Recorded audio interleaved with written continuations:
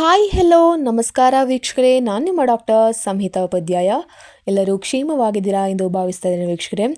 ಹಾಗಿದ್ರೆ ಸ್ನೇಹಿತರೆ, ಇವತ್ತಿನ ವಿಡಿಯೋ ಅಂದರೆ ನಾನೊಂದು ಕ್ವಶನ್ ಮಾಡಿದ್ದೆ, ನಾನೊಂದು ವಿಡಿಯೋ ಹಾಕಿದ್ದೆ. ನಿಮ್ಮ ನ್ಯಾಯಬೆಲೆ ಅಂಗಡಿಯಲ್ಲಿ ಎಷ್ಟು ಅಮೌಂಟನ್ನು ತಗೋತಾರೆ? ನೀವು ಒಂದು ರೇಷನನ್ನು ತಗೊಳ್ಳೋಕ್ಕೆ ಹೋಗುವಾಗ ನಿಮ್ಮ ಒಂದು ನ್ಯಾಯಬೆಲೆ ಅಂಗಡಿಯಲ್ಲಿ ಎಷ್ಟು ಅಮೌಂಟನ್ನು ನಿಮ್ಮ ಕೈಯಿಂದ ತಗೋತಾರೆ ಅನ್ನೋದ್ರ ಬಗ್ಗೆ ನಾನೊಂದು ವಿಡಿಯೋ ಮಾಡಿದ್ದೆ. ಸೊ ಎಲ್ಲರೂ ಕೂಡ ಹಾಗೆಯೇ ಅಕ್ಕಿಯ ಗುಣಗಳು, ರೇಷನ್ ಅಕ್ಕಿಯ ಗುಣಗಳೇನು, ಅದರಿಂದ ಆಗುವ ಉಪಯೋಗಗಳೇನು ಅನ್ನೋದ್ರ ಬಗ್ಗೆ ಕೂಡ ಪ್ರತಿದಿನ ನೀವು ಸೇವಿಸೋದ್ರಿಂದ ನಿಮಗಾಗುವ ಉಪಯೋಗಗಳೇನು ಅನ್ನೋದ್ರ ಬಗ್ಗೆ ಕೂಡ ನಾನು ಹೇಳಿದ್ದೆ.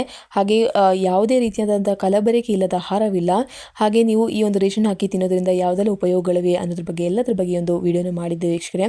ಹಾಗೆ ಯಾರೆಲ್ಲ ಆ ಒಂದು ವಿಡಿಯೋದ ಕೆಳಗೆ ನಾನು ಹೇಳಿದ ಹಾಗೆ ಕಮೆಂಟ್ ಮಾಡಿದ್ದೀರೋ, ಎಷ್ಟು ರೂಪಾಯಿಯನ್ನು ನಿಮ್ಮ ಕೈಯಿಂದ ತಗೊಳ್ತಾ ಇದ್ದಾರೆ ಅನ್ನೋದ್ರ ಬಗ್ಗೆ ನೀವು ಕಮೆಂಟ್ ಮಾಡಿದ್ದೀರೋ, ತುಂಬ ತುಂಬ ಥ್ಯಾಂಕ್ಸ್ ಲಾಟ್ ಹೇಳ್ತಾ ಇದ್ದೇನೆ. ಹಾಗೆ ಏನೋದ್ರ ಬಗ್ಗೆ ನನಗೆ ತುಂಬ ಖುಷಿ ಆಯಿತು. ನೀವೆಲ್ಲರೂ ಒಂದು ವಿಡಿಯೋದ ಕೆಳಗೆ ಕಮೆಂಟ್, ಆದಷ್ಟು ಜನ ಮ್ಯಾಕ್ಸಿಮಮ್ ಜನ ಪಾಪ ಕಮೆಂಟ್ ಮಾಡಿದ್ದೀರಾ. 10 ರೂಪಾಯಿ, 50 ರೂಪಾಯಿ, 20 ರುಪೀಸ್, 100 ರುಪೀಸ್ ಅಂತ ಬೇರೆ ಕಮೆಂಟ್ ಹಾಕಿದ್ದೀರಾ ವೀಕ್ಷಕರೇ. ಪ್ಲೀಸ್, ಎಲ್ಲ ಕಡೆಯಲ್ಲಿರುವ ನ್ಯಾಯವಾದಂಥ ಬೆಲೆ ಎಷ್ಟು ಅಂದರೆ 10 ರೂಪಾಯಿ ವೀಕ್ಷಕರೇ. ಎಲ್ಲರ ಕೈಯಿಂದ ನಾನು ತುಂಬ ನೋಡಿದ್ದೇನೆ, ತುಂಬ ಕೇಳ್ಕೊಂಡೆ ವಿಡಿಯೋ ಮಾಡಿದೆ. ನಮ್ಮ ಸೈಡು ಸಹ 10 ರೂಪಾಯಿ ತಗೊಳ್ತಾ ಇದ್ದಾರೆ ಅಂತ ನಾನು ಹೇಳಿದ್ದೆ.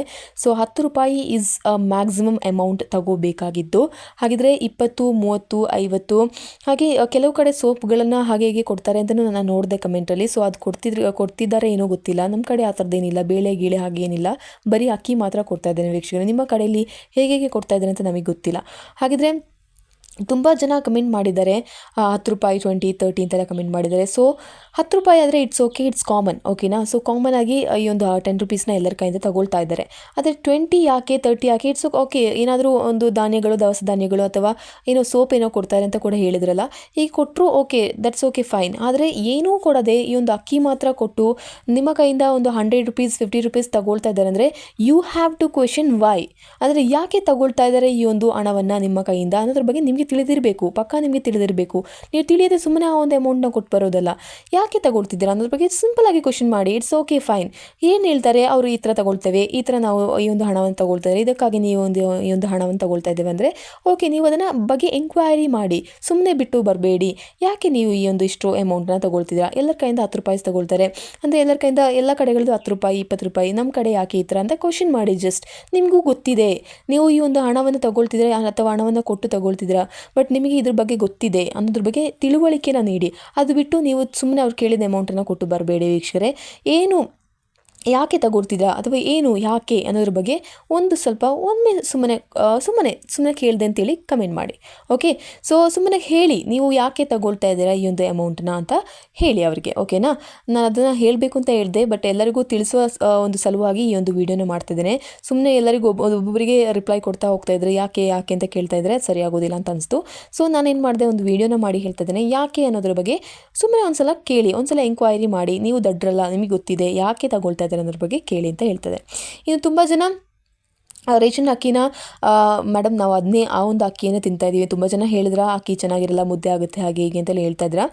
ಬಟ್ ಒಂದು ಹೊತ್ತಿನ ಆಹಾರವಿಲ್ಲದವರಿಗೆ ಮುದ್ದೆ ಆದರೂ ಸರಿ, ಏನಾದರೂ ಸರಿ, ಅದು ಆಹಾರವೇ ಅಲ್ವಾ ಅಂತ ನಾನು ಹೇಳ್ತಾ ಇದ್ದೀನಿ. ಹೇಗಿದ್ದರೂ ನಿಮಗೆ ಒಂದು ಆಲ್ಟರ್ನೇಟಿವ್ ಅಕ್ಕಿ ಏನಿದೆ ಅದನ್ನ ತಗೊಳ್ಳೋಕ್ಕೆ ನಿಮ್ಮ ಕೈಯಲ್ಲಿ ದುಡ್ಡಿಲ್ಲ ಅಂತ ಹೇಳಿದ್ರೆ ಪಕ್ಕ ನೀವು ಏನು ಮಾಡ್ತೀರಾ, ಈ ಒಂದು ರೇಷನ್ ಅಕ್ಕಿಯನ್ನು ತಿಂತೀರಾ ಅಲ್ವಾ.